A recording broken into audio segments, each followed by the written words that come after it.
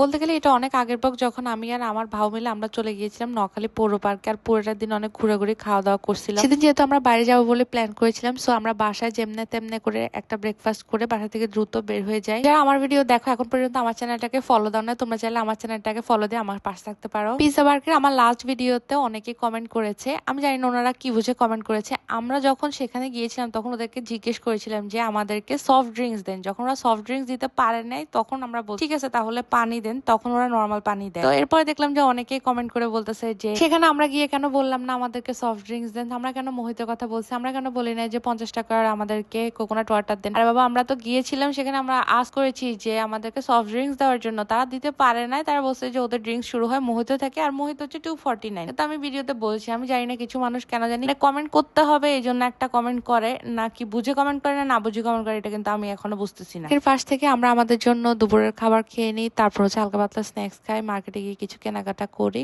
করে রাতেবেলা বাসায় ব্যাক করি। এটা ছিল আজকের ব্লগ। দেখা হচ্ছে পরের ভিডিওতে। সবাই ভালো থাকবে, দোয়া করবে। ততক্ষণ পর্যন্ত সবাইকে আল্লাহ হাফেজ।